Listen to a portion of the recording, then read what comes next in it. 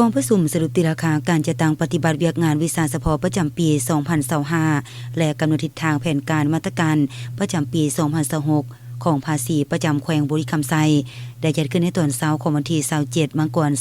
2026 อยู่ที่ห้องประชุมของตนภายใต้การเป็นประธานของท่านผู้เข้าคำวรรณวงศ์ไซ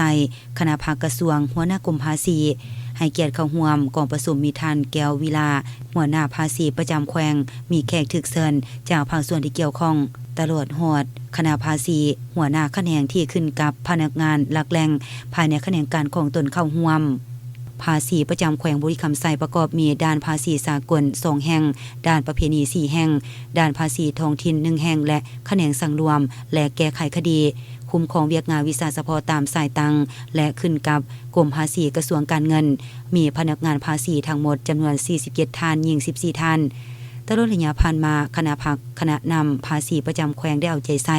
นำพาอบรมการเมืองแนวคิดสมาชิกพรรคพนักงานให้มีแนวคิดหลักมั่นอุ่นเอียนทุนเทียงบ่หวั่นไหวคอนแคนต่อสภาพการผันแปรต่างๆสมาชิกพรรคพนักงานแม้นมีความเป็นเอกภาพสูงต่อแนวทางเปลี่ยนแปลงใหม่ของพรรคเป็นเจ้าการปกป้องแนวทางอุดมการณ์ของพรรคและพร้อมกันสกัดกั้นตามปรากฏการณ์ย่อท้อที่เกิดขึ้นภายในหน่วยพรรคและสังคมในนี้การจัดตั้งปฏิบัติเวียกงานการจัดเก็บรายรับในปี 2025 สามารถจัดเก็บรายรับเข้างบประมาณแห่งรัฐได้จำนวน 1,100 กว่าตือกีบเท่ากับ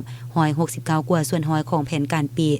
2025 ลื่นแผนการจัดเก็บรายรับ69 กว่าส่วนร้อยคิดเป็นเงิน 452 ตือกีบเดี่ยวใจใส่เวียกงานตานและสกัดกันการลักลอบหนีภาษีได้จำนวน943คดีสาสางแล้วจำนวน943คดีในนี้คดีทั่วไป1คดีและคดีพาหนะนำเข้าบ่ถูกต้อง942คดีค้างสาสาง2คดีมอบเป็นเงินเข้างบประมาณทั้งหมด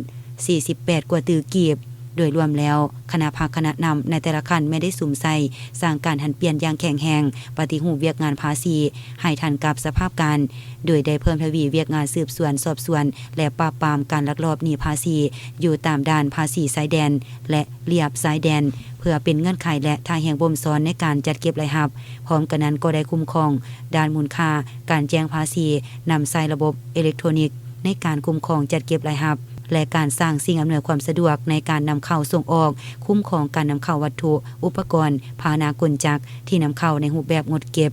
ยกเว้นและลดผ่อนภาษีของบรรดาโครงการลงทุนต่างๆให้นำใส่ถูกต้องตามเป้าหมายกำหนดพร้อมกันนี้ในตอนท้ายของพิธียังได้รับฟังการขึ้นพานข้อตกลงของทางรัฐมนตรีกระทรวงการเงินว่าด้วยการมอบใบยยให้กับพนักงานหลักแหล่งภาษีประจำแขวงที่มีผลงานดีเด่นในการจัดตั้งเคลื่อนไหวเวียกงานประจำปี 2025 ในระยะผ่านมา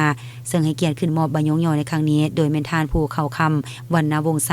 คณะภาคกระทรวงหัวหน้ากรมภาษี